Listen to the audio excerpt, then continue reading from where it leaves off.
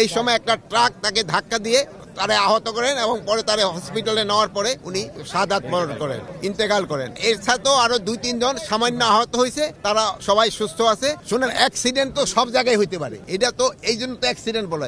আর এটার ব্যাপারে আমরা একটা তদন্ত কমিটি গঠন করে দিচ্ছি, ক্যাবিনেট সেক্রেটারি অলরেডি ইনস্ট্রাকশন দেওয়া হয়েছে।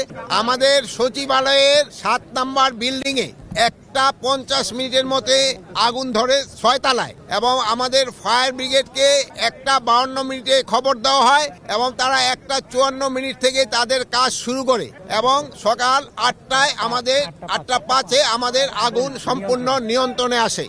এবং এই ঘটনায় আমাদের ফায়ার ফাইটার একজন শাহাদাত বরণ করেছেন, আল্লাহ তাকে বেহেশত নসিব করুক, ইন্না লিল্লাহি ওয়া ইন্না রাজিউন। উনি হলো রোড অ্যাক্সিডেন্টে মারা গেছে। উনি একটা পাইপ নিয়ে সচিবালয় থেকে রাস্তা পার হয়ে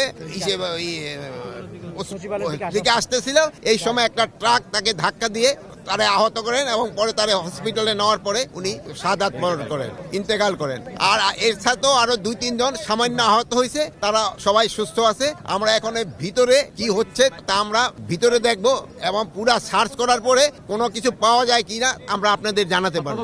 আর এটার ব্যাপারে আমরা একটা তদন্ত কমিটি গঠন করে দিচ্ছি, ক্যাবিনেট সেক্রেটারি অলরেডি ইনস্ট্রাকশন দেওয়া হয়েছে, হোম সেক্রেটারি অলরেডি ইনস্ট্রাকশন দেওয়া হয়েছে একটা তদন্ত কমিটি, হাই পাওয়ার একটা তদন্ত কমিটি করে দেওয়ার জন্য। তদন্ত কমিটি কত সদস্য, এটা 5 জন হতে পারে, 7 জন হতে পারে, 9 জন হতে পারে, 11 জন হতে পারে। এই মুহূর্তে তো আমরা পরে আপনাদের জানাই দিতে পারবো। স্যার, সচিবালয়ের মতো এত সুরক্ষিত একটা জায়গায় এইভাবে আগুন, শুনেন, অ্যাক্সিডেন্ট তো সব জায়গায় হইতে পারে, এটা তো এই জন্য তো অ্যাক্সিডেন্ট বলে। সচিবালয় হইতে পারে, দেখো তো সচিবালয়ের ভিতরে তো গাড়ি রাখা হয়, ফায়ার ব্রিগেডের গাড়ি। এটা ইনভেস্টিগেশনের পরে, তদন্তের পরে বলা যাবে। আগুনটা 6 তলায় লাগছে, 11টা 7-8 উপরের দিকে গেছে, কিন্তু নিচে আর আসতে পারে না। প্রাথমিকভাবে আমরা বলতে পারবো না, একটা ইনভেস্টিগেশনের পরে আমরা বলতে পারবো। আচ্ছা, ভালো থাকেন।